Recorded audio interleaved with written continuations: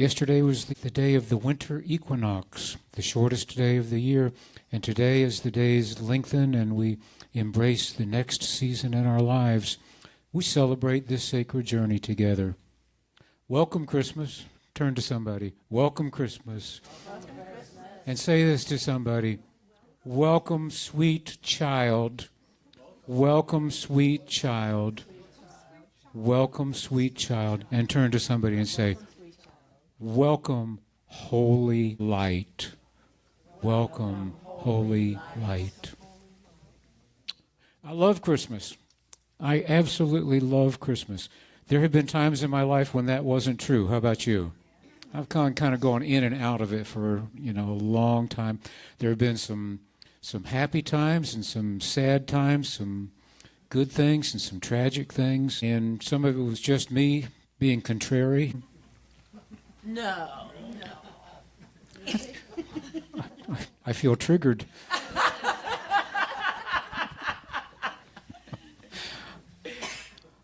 You can all relate to that, right? Still in all, at this point, this day, this Christmas, I love Christmas. Can you join me in saying that? I love Christmas. It brings a question, though. Which Christmas are we talking about? Because there are several Christmases at work all the time, There's commercial Christmas. I like that one, too, in some ways, and in other ways, not so much. It can be incredibly beautiful, and it can be pretty kind of crass and awful, But there are things that I really like about it. And part of why I'm so at peace and so happy with Christmas now is that Paula and I and our two grown sons have agreed together that what we really want for Christmas are experiences more so than stuff. All right? So it's all about the presents more so than the presents. You see what I did there? Yeah. Did you just mentally go spell those out? Okay. So you get it. The experiences are so much more important than the stuff. Christmas morning, Wednesday morning, we're going to get up early and make a dash to Orlando to see some family that we didn't see on our last trip. We're going to stay for one day. Okay?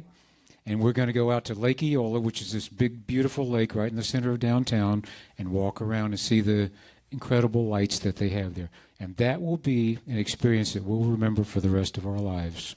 And we're not going to give each other any presents at all. But that will be a good one even so. Now, all that being said, we recently got the news that the birth of our first ever grandchild is imminent. It will be happening in May.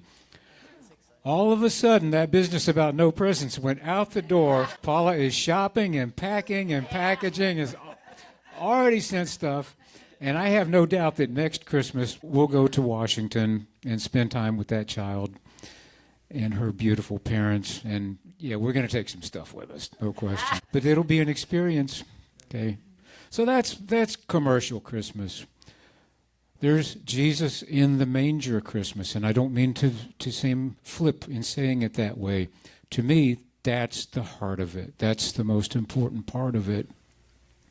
And there are a lot of reasons for that. And we'll get into it in a little more depth on Tuesday at our Christmas Eve service. But I'll just put it this way. That moment was the moment when, in our human understanding and evolution, God ceased to be a distant ruler and demonstrated oneness with all of us. You see that? God ceased to be a distant, angry ruler and demonstrated complete oneness and solidarity with humanity by showing up in the most humble fashion imaginable. And isn't that beautiful? Yeah, there's way more to that story. But yeah, that's another Christmas. Another one, which I'm not super familiar with, but I keep hearing from my friends in the mainline Christian tradition about the 12 days of Christmas leading to Epiphany and the celebration of Advent. And next year I'd like to take both of those to a deeper level. You know that for a lot of Christians, Christmas doesn't start until Christmas Day, right? And then there's 12 days, and then they celebrate the Epiphany. And we have been doing these lovely Advent candles. Charlotte went, ooh, we went purple, purple, pink, purple, right? Okay. And they each have a particular meaning and symbolism See if I can remember what it is. Okay. Hope, peace, joy, and love. That's what we all want. That's what I want for Christmas. How about you? All right. Okay. So there's that.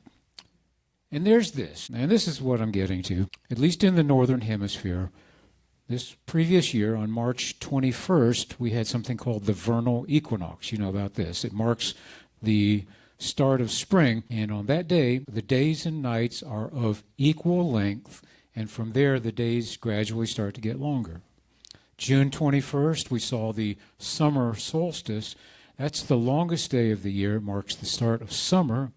September 23rd, the autumn equinox. Again, the days and nights were of equal length, and then the days gradually start to get shorter. The nights grow longer, and that brings us to yesterday. The longest night, the winter solstice. It's not really part of Christmas, is it? It's just astronomy, right? Or is it? The pagans and druids and Wiccans among us see it as part of a sacred cycle, a spiraling of the seasons, the turning of the planet, and the patterns of our lives. They see deep meaning in that set of 4 dates and the days in between where everything is moving. Yesterday, thousands of people, many thousands of people gathered at Stonehenge, right? You just jumped ahead of me. Yeah. I almost wish I'd been there, don't you? They at a particular point of the day, they began drumming and chanting and singing and welcoming the light. And I found this really cool article in the Guardian, which is an English newspaper. It says this: Chris Smith, 31, who had come to Stonehenge for the winter solstice for the first time, said that he was there because of the spiritual draw of the area.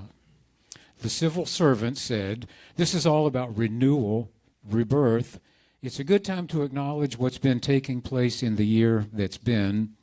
And for me, I've gone through a bit of a tumultuous year, and this is an opportunity to consolidate everything that has taken place this year, bury that in the past, and to be able to move forward into the next new year." And he went on to say, there's such a vibe. I mean, if you look around, you've got everybody here. There's such an energy in the space.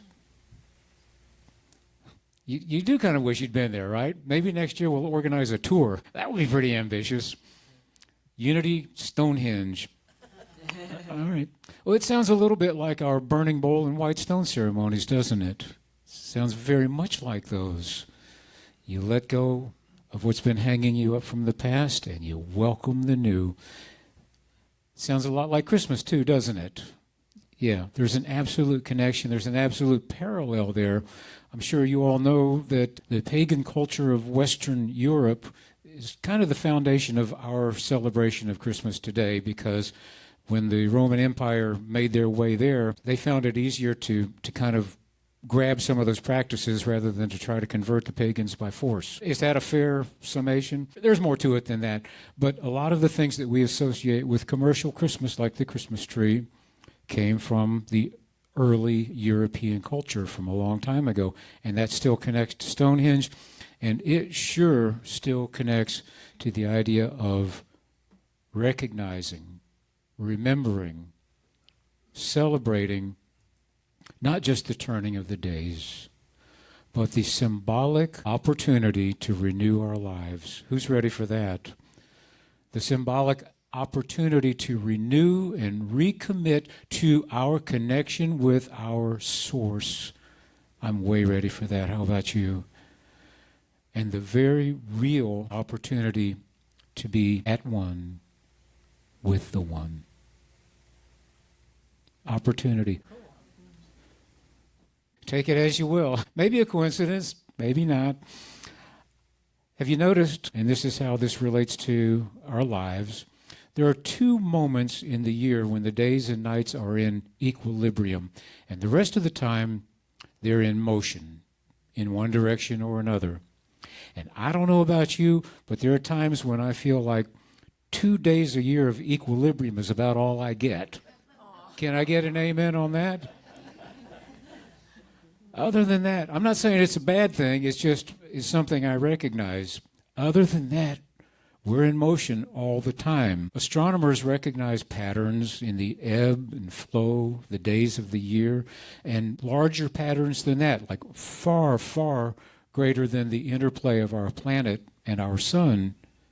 And you can take that to the largest possible scale of the universe, infinity and beyond, or you can bring it down to your own life patterns.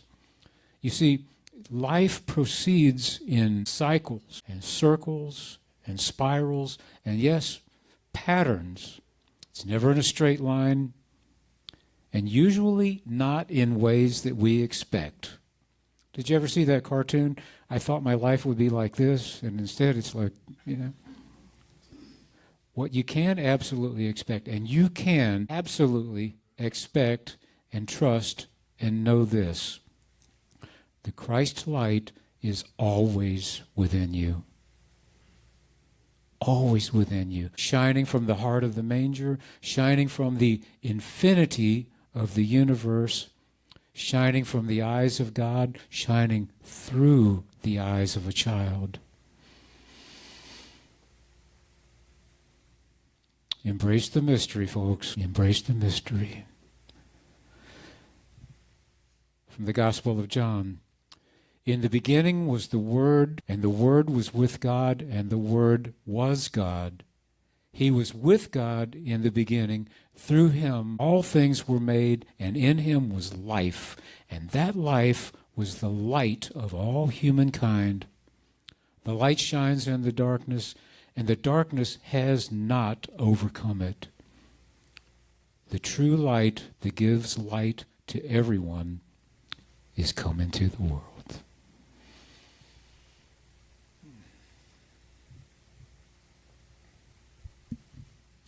At one time, I was music director at a Unity church in Orlando, and we had a monthly event there called Rubicon Cafe.